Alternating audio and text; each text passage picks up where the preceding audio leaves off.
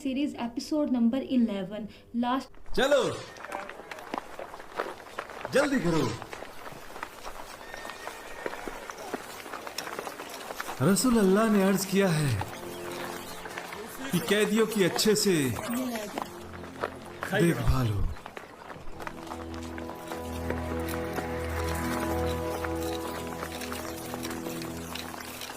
ये वो है जिसका बेटा भी साथ आया था और वो क्या था, बाद में उसको छोड़ के सामने आ गया था। ये रहा बेटा। कितना कितना तकलीफ दे अमल होता होगा कि आंखों के सामने बाप गलत था, उसके लिए दुआ भी कर सकता था, कर रहा था वो कि सच ये हराम हाथ में आ जाए, लेकिन ये अस्सलाम वालेकुम एवरीवन, कैसे हैं आप सब? Hope you are doing well. आज की हमारी न्यू वीडियो में आप लोग का बहुत वेलकम। वीडियो को स्टार्ट करने से पहले जो लोग चैनल पर नए हैं, जिन्होंने चैनल को सब्सक्राइब नहीं किया, जो चैनल को सब्सक्राइब करें, साथ ही बेल बनी होगी तो बाकी करें, वीडियो को लाइक करें, शेयर करें, प्यारा सा कमेंट करके अपने आप लोग हमारी वीडियो कैसे लगती है। रेगुलर बेस पर हम कोई ना कोई स्टोरी सुनते हैं, कोई ना कोई बयान सुनते हैं, कोई ना कोई सीरीज़ देखते हैं। आज की वीडियो में हम देखने वाले हैं series Umar series episode number 11। Last episode में अबू लहब की जौन सी है मौत हो चुकी है, जो मैं एक टाइम से बहुत वेट कर रही थी कब होगी, क्योंकि उसने वो इंसान को देख के ना मुझे होता था कि मतलब ये एक क्या किस हद तक ये जा सकता है कि मेरे प्यारे नबी को नुकसान पहुंचाने के लिए उस बंदे ने कोई हद नहीं छोड़ी। तो उसको देख के ना बोल रहा है इसका अंजाम क्या, कि सूरत लहब में जो लिखा हुआ है, ना तुम्हारे काम तुम्हारा माल आएगा, ना तुम्हारी औलाद आएगी। और जब मैंने उसकी मौत देखी और देखने के बाद मेरे दिमाग में वो सेम चीज़ आई है, ना उसके काम उसका माल आया, ना उसकी औलाद आई। जिसने वो एपिसोड नहीं देखा, एपिसोड 10 जाके देखें, बहुत इंटरेस्टिंग एपिसोड है। और देख के ना एकदम से ना दिमाग को होता है कि अल्लाह ताला वो है, ज़ात है, वो वाहिद है, वो यकता है, वो एक ही है। उस रब पे यकीन बढ़ता है और उस रब ये दिल मजबूत होता है और अपने रब के पाक होने का, अपने रब के एक होने का ना दिल गवाही देता है। तो जितना हो सके गुनाहों से दूर रहना। वो इंसान जिसने वो जौन सा था ना, उसने क्या नहीं किया किसी के, मतलब नॉर्मली भी वे में देखा जाए ना तो वो कोई किसी के लिए कितना बुरा कर सकता है। उसने बुराई की आखिरी हद भी पार करने की कोशिश की। कितना बुरा इंसान कर सकता है किसी के साथ। उसका अंजाम जो कुरान में लिखा था ना, वो अंजाम जब देखा ना मैंने, रियलिटी में इससे ज़्यादा हुआ होगा। वीडियो में जितना दिखा सकते उन्होंने दिखाया, लेकिन जो इसका अंजाम था ना, मुझे बहुत बहुत ज़्यादा देख के हुआ कि अल्लाह ताला इंसान जो बोता है ना वही काटता है। इसने बोया ये था, इस बंदे ने, अबू लहब ने बोया ये था और उसने काटा भी वही। तो जो अपनी लाइफ में कोशिश करें कि गुनाह कम करें, ताकि मरते वक्त ये ना हो कि अंजाम ऐसा हो कि सोच में भी ना हो हमारी। अपनी लाइफ से गुनाहों को ख़त्म करें, परहेज़गारी लाएं अपनी लाइफ में। हमें जितना हो सके अपनी लाइफ में परहेज़गार बनना है, गुनाहों को ख़त्म करना है और 5 वक्त का नमाजी बनना है। और ये सिर्फ नमाजी नहीं बनना है, एक पक्का सच्चा मुसलमान बनना है, जिससे जो गुनाहों से दूर, झूठ से दूर, गीबत से दूर, इन सब चीज़ों से दूर है। ये वो चीज़ें नाम सुनने में शायद बहुत बड़ी चीज़ लगती है कि ये कैसे होगा, ये कैसे होगा। तो ये रियलिटी में बहुत छोटी चीज़ है। हम अगर हम करने में आए, अगर हमें कोई प्रोजेक्ट मिलता है तो हमें होता है ना कि हमने इसे कंप्लीट करना है, ये हमारा गोल है। समझे, ये हमारा प्रोजेक्ट है। इस प्रोजेक्ट को हमने कंप्लीट करना और इसको पास करना है। जितना हो सके मेहनत पुट करें, अपनी एफर्ट्स लगाएं और इस प्रोजेक्ट को क्लियर करना है हमने हर हाल में। ये ज़िंदगी हमारा प्रोजेक्ट है जिसमें हमने वो झूठ, गीबत, जिना, बदकारी, इन सब चीज़ों से दूर रहना है, नमाज अदा करनी है। और जितना सच, अगर आप लोग अगर सच बोलने की ताकत नहीं ना है, झूठ भी नहीं बोलना। बस ये चीज़ें हमें अपनी लाइफ में लानी है और जितना हो सके अपने रब का शुक्र अदा करना है। हम इस प्रोजेक्ट में इंशाल्लाह पास होंगे, इंशाल्लाह। टाइम वेस्ट के बगैर करने लगे अपनी वीडियो प्ले और देखते हैं उमर। और अपनी रहनुमाई में वो हमें रसूलुल्लाह की तरफ रुजू करेंगे और इस तरह अब्बा की मोहब्बत को खोए बगैर मैं नबी की सोहबत भी हासिल कर लेता। लेकिन कैद में रहने के बावजूद मैंने मुसलमानों के अखलाक देखे और मुझे सच का पता चल गया। बेशक वो अल्लाह के रसूल हैं और मैं मुसलमान हूँ। क्या तुम ये बात पहले जाहिर नहीं कर सकते थे? अपने अब्बा का जरिया बख्तर भी उनके हवाले कर दिया। मैं पहले से ये जाहिर नहीं करना चाहता था जब तक कि फिदिया ना दे दूं। मैं कुरैशों को ये मौका नहीं देना चाहता था कि वो कहें कि फिदिया ना देने पड़े, इस वजह से मैं मुसलमान हो गया।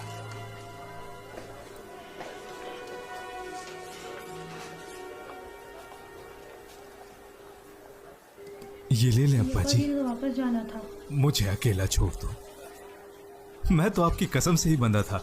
आपने ही तो मुझे कसम दी थी कि मैं यथरिब न जाऊं। वल्लाही अगर तुम्हें जाना होता तो तुम मेरी कसम का भी ख्याल ना रखते, लेकिन मुझे आपके पैसों का भी नहीं पता था।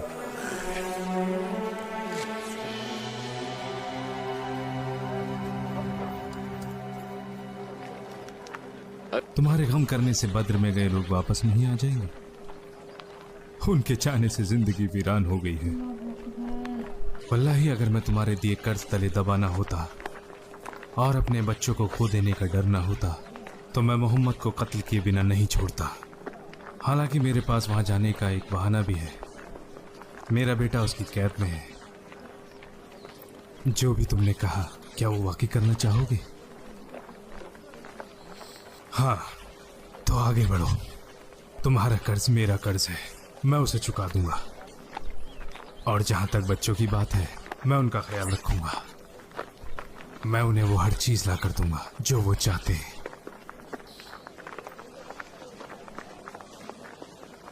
तो इसे अपने बीच ही रखना। लेकिन मुझे डर है, तुम उसे कैसे मारोगे और कैसे फिर वहां से बचकर आओगे? जो दुश्मन की मौत को अपने से ज्यादा तरजीह देता है वही बहादुरी का काम करता है। मगर फिक्र ना करो, मैं चाल तब चलूंगा जब हम अकेले हों। अपनी तलवार को सारी रात जहर में रखूंगा। हल्का सा वार भी काफी होगा।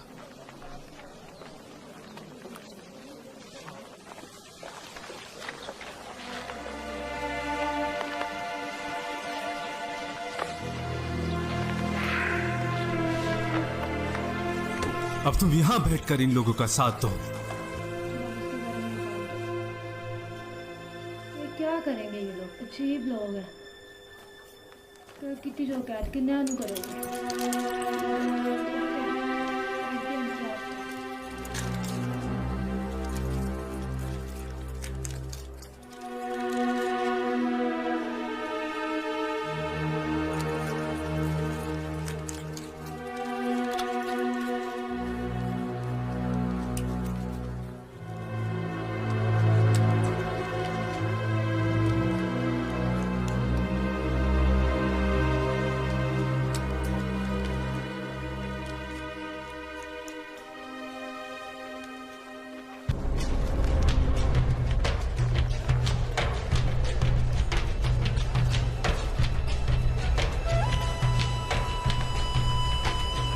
आज बड़े खुश दिखाई दे रहे हो या सफवान? वल्लाही बद्र के बाद से आज तुम्हारे चेहरे पर खुशी देखने को मिली है। वल्लाही बहुत जल्द मैं तुम्हें एक ऐसी खबर दूंगा जिसे सुनने के बाद तुम बद्र का हादसा भूल जाओगे। तो ये कैसे मुमकिन होगा? हम सारे तो मक्का में ही मौजूद हैं। मेरी बात पे यकीन रखो और मुझसे तफसीलात ना मांगो।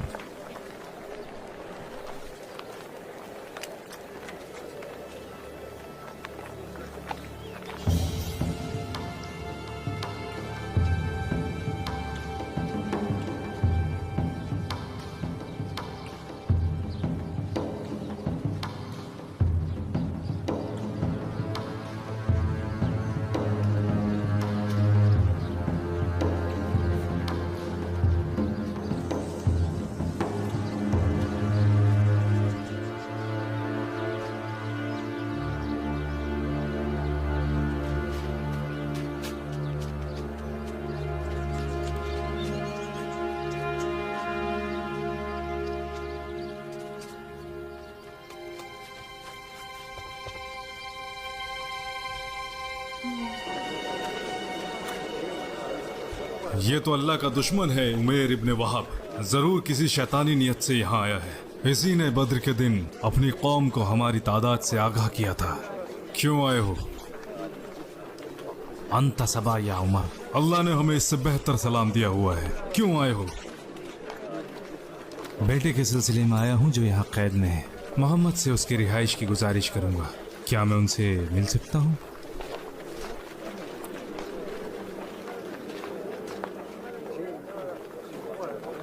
फिर ये तलवार क्यों लाए हो? इसके होने से भी क्या, कोई फायदा तो हुआ नहीं। या उमर, रसूलुल्लाह ने इजाजत दे दी है, आने दो। जाओ रसूलुल्लाह के साथ ही बैठना और इस शैतान पर नजर रखना, मुझे इसका एतबार नहीं।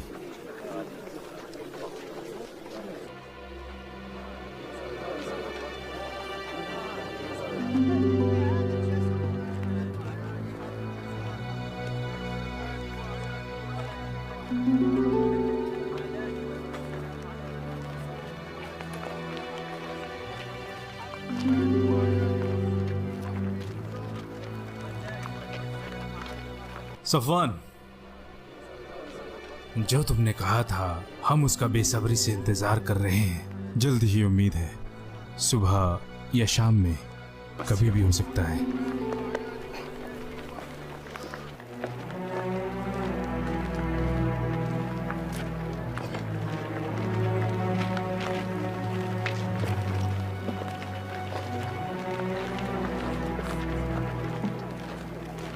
ये मैंने क्या किया तुम्हारे साथ सफवान इब्ने उमैया?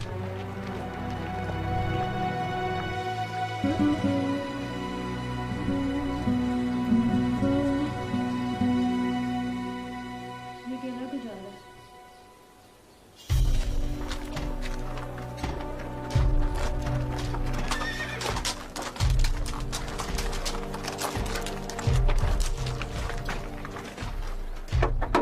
वापस आ गया।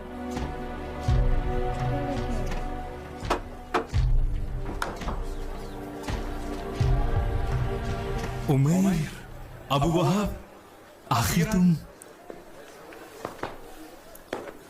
तुम्हारी हिफाजत से लौटने पर मुझे सबसे ज्यादा खुशी हो रही है। तुम्हारी कोई खबर ही नहीं मिल पा रही थी, मैं तो फिक्र के मारे मारा ही जा रहा था। हाँ बताओ, सब्र की आजमाइश न लो। मैं भी क्या पूछ रहा हूं, अगर तुम कामयाब होते तो ये खबर तुमसे पहले मेरे कानों तक पहुंच जाती और सभी को मालूम हो जाता। दिल छोटा मत करो, मैं जानता हूं तुमने अपनी पूरी कोशिश की है। वो इंसान अपनी साहबाओं की निगरानी में पूरी तरह महफूज है। इतना ही काफी है कि तुम महफूज हो, वरना तुम्हें खो देने का मुझे सारी जिंदगी मलाल रहता। आओ आओ मेरे साथ। सुनो, जरा बढ़िया खाने पीने का इंतजाम करो अबू वहाब। मुझे भूख नहीं है अबू उमैया। क्या बात है उमेर, मुझे ऐसा लगता है कि जैसे तुम मुझसे कुछ छुपा रही हो। मुस्लिम हूं या अबा उमैया, इससे अच्छा होता कि तुम मर जाते उमेर। मेरे भाई या अबा उमैया, वल्लाही वो इंसान नबी है और उसका दीन हक पर है। जो हम दोनों ने मिलकर मंसूब किया था वो उन्होंने हमें तफसीर से बताया। तुम अच्छे से जानते हो इस मंसूबे में कोई और शामिल नहीं था सिवाय अल्लाह के, जिसने नबी को बताया। मोहम्मद ने तुम पर जादू कर दिया है जैसे दूसरों पर किया। जब तुमने उसका दीन मान ही लिया था तो मेरे पास ये बुरी खबर लेकर क्यों आए? क्योंकि मुझे तुम्हारा ख्याल है, अगर मुझे हक का पता लगे और भलाई मालूम हो तो तुम्हें क्यों ना बताऊं। तुमने हमेशा मेरी माली तौर पर मदद की है और इसी बहाने शायद मैं तुम्हारे कुछ एहसान चुका सकूं। वल्लाही मुझे इससे बेहतर कुछ भी नहीं लगा कि मैं तुम्हें इस्लाम की दावत दूं, अगर तुम मानो। क्या ही बुरी पेशकश की है तुमने। दूर हो जाओ मेरी नजरों से। वल्लाही सारी जिंदगी में अब तुमसे बात नहीं करूंगा और फिर तुम्हें मुझसे कुछ हासिल भी नहीं होगा।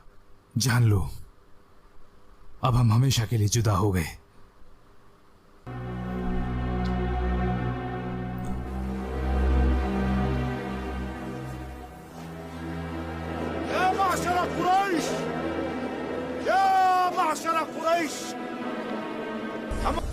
वल्लाही जाहिलियत के दौर में मैं एक शैतान था, लेकिन अल्लाह ने मुझ पर रहम करके मुझे मुसलमान बना दिया। मैंने हक को जान लिया है और झूठ को छोड़ दिया। या माशरा कुरैश, मैं मोहम्मद के कत्ल के इरादे से गया था। मैंने क्या देखा? मैंने देखा कि वो मुझे बचाने में ज्यादा फिक्रमंद थे जितना कि मैं उन्हें मारने के लिए। उससे भी ज्यादा वो मेरे साथ भलाई करना चाहते थे, जबकि मैं उनका बुरा चाहता था। जब मैंने हक को जान लिया और उस पर यकीन किया तो मैं मक्का वापस लौटा तो अब मैं हर उस जगह खड़ा रहूंगा जहां मैंने रसूल अल्लाह की मुखालिफत की है। तो अब मैं इस्लाम की दावत दूंगा और इसकी खूबियों के बारे में बताऊंगा। ऐसा करके अल्लाह ताला मेरे गुनाहों को बख्श देगा और मुझे माफ करेगा। वल्लाही तुम्हें नबी से दुश्मनी रख के कुछ हासिल ना होगा। मैं अपने लोगों को भी हक की दावत देता हूँ। वल्लाही तुम्हारे बीच से उन्हें चुनकर अल्लाह ने तुम्हें इज्जत बख्शी है ताकि सबसे पहले वो तुमसे मुखातिब हो। तो क्या बुरा होगा कि सब लोग उन्हें माने और तुम महरूम रह जाओ।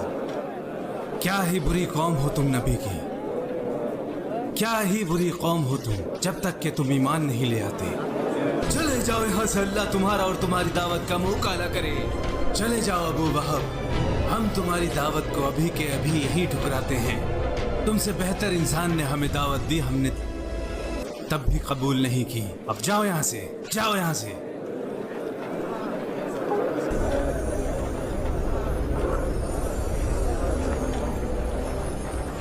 ये बेवकूफ हमारी जगह आकर हमें ललकार कर चला गया और हम कुछ ना कर सके।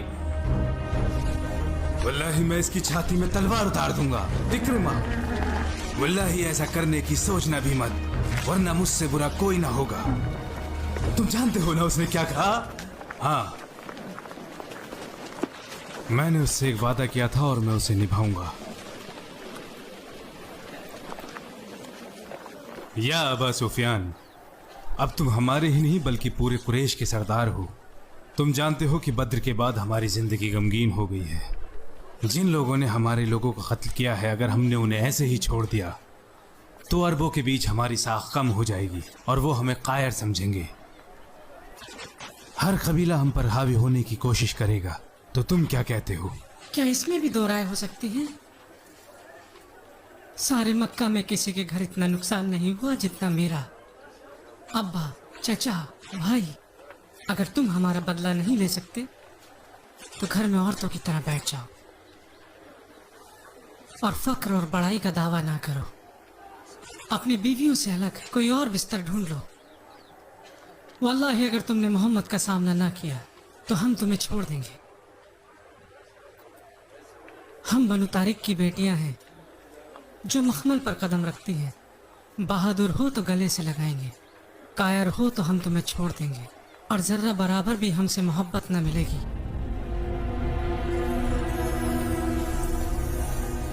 बंदा बता कि नहीं बदल सकता। बदल दो मुझे।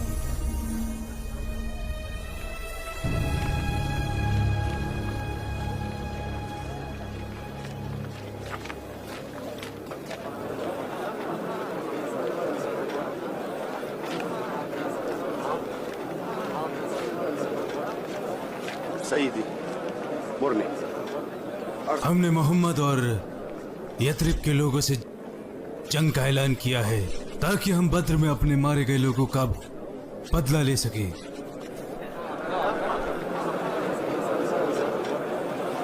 तुम नेज़े के इस्तेमाल के माहिर हो। आज तुम्हारा दिन है।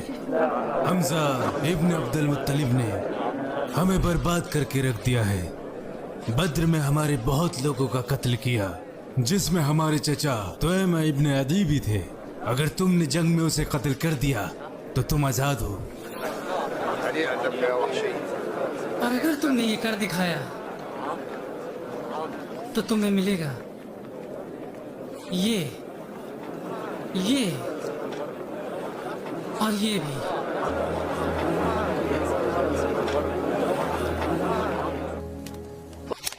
वल्लाही मोहम्मद से लड़के तुम्हें क्या हासिल होगा? मेरा लेना देना मेरे मालिक से है अरे लेकिन तो ये नहीं बचेगा। और मैं लड़ने तो नहीं जा रहा।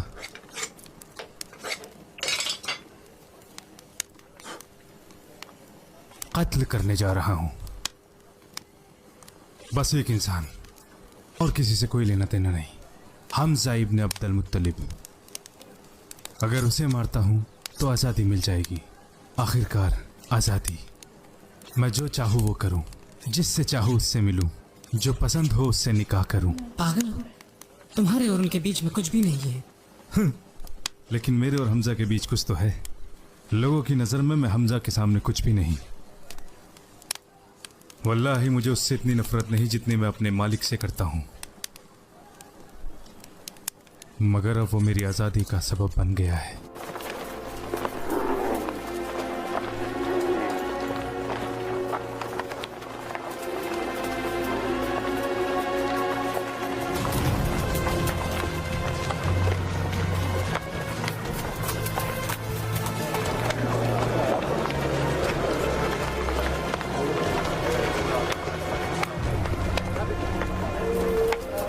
मैंने उन्हें ताकीद की थी यथरिब न छोड़ें, हम वहाँ हिफाजत से हैं।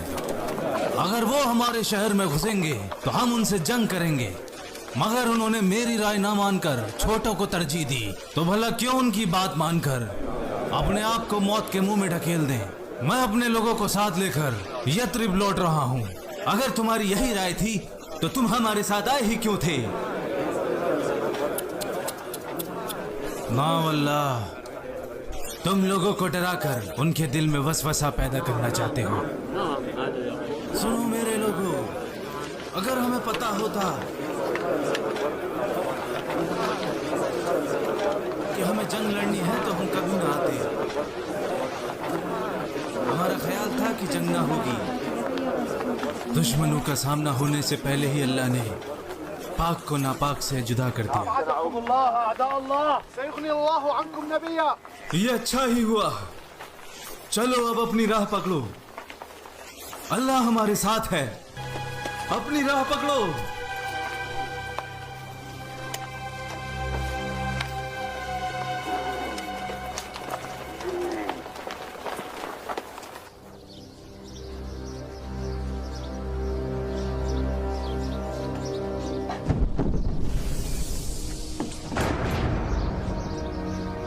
यहूद के लोगों, वल्लाही ये हमारा फर्ज है कि हम मोहम्मद की मदद करें।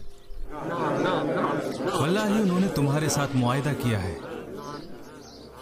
और उसमें इंसाफ ही किया है। दुश्मन आ गए हैं और वो उनसे मुकाबला करने के लिए निकल चुके हैं। तो अब ये तुम्हारा फर्ज बनता है कि तुम अपनी जिम्मेदारी निभाओ। वल्लाही हम नहीं जानते कि तुम मुस्लिम हो या यहूद हमारी तरह। मैं यहूद हूँ जो वादा खिलाफी नहीं करता और इंसाफ पसंद है, और जो भी उसकी जिम्मेदारियां हैं उन्हें पूरी तरीके से निभाता है। मैं तुम्हारा खैर ख्वाह हूँ। अपने से ज्यादा मुझे तुम लोगों का ख्याल रहता है। अक्लमंद उसी को कहते हैं जो कल के फायदे के लिए आज कुछ काम करे, ना कि आज के छोटे फायदे के लालच में और किसी छोटी चीज के लिए बड़ी कुर्बानी कर दे। ये था हमारा उमर सीरीज़ एपिसोड 11 जो बहुत ही कमाल का इंटरेस्टिंग था, जिसमें अब जो है एक और जंग जो स्टार्ट होने लगी है। देखते वो जंग स्टार्ट होती है या फिर वो एक जो वो गुलाम था वो आज़ादी के लिए वो हज़रत हमज़ा को मारना चाहता है। तो देखते हैं अब क्या होता है। नेक्स्ट एपिसोड इससे ज़्यादा इंटरेस्टिंग होने वाला है। बहुत कमाल के एपिसोड्स हैं और काफ़ी कुछ सीखने को मिलता है इन चीज़ों से। ज़िंदगी में हमें काफ़ी कुछ सीखना है। अभी हमने अपनी ज़िंदगी में बहुत कुछ नई चीज़ें ऐसी हैं जिन्हें नहीं सीख सके, जिन्हें हमें पर कभी टाइम नहीं मिला या फिर कभी कुछ भी चीज़ों की वजह से। सो आहिस्ता आहिस्ता हम अपनी ज़िंदगी में चीज़ों को जब नया नया कुछ फील होता है ना, सीख रहा होता है इंसान, तो उसे फील होता है कि चीज़ मैं नहीं सीख रहा हूँ। सो बहुत सी चीज़ें जिन्हें हम अपनी लाइफ में सीखना है और कामयाबी हासिल करनी है। हाँ, हम लोगों को होता है हमने कामयाबी ज़िंदगी में हासिल करनी। कामयाबी हम समझते हैं कि अपने आप को वेल इस्टेब्लिश करने से हम कामयाब हो गए। कामयाबी दो तरह की होती है, एक दुनियाई कामयाबी और एक दीनी कामयाबी। ये दोनों कामयाबियाँ हासिल करें। अगर आप दुनिया में रहते हो दुनियाई कामयाबी भी हासिल करो और साथ में दीन की कामयाबी भी हासिल करो, क्योंकि सारी ज़िंदगी इस दुनिया में नहीं रहना, मरना भी है, तो उस दीन की भी कामयाबी हासिल करो। सो मुझे उम्मीद है आपको मेरी वीडियो अच्छी लगी। वीडियो अच्छी लाइक करना, शेयर करना, चैनल को सब्सक्राइब करना। अपना ख्याल रखिएगा। हम मिलेंगे आपसे, तब तक के लिए बाय बाय, अल्लाह हाफिज़।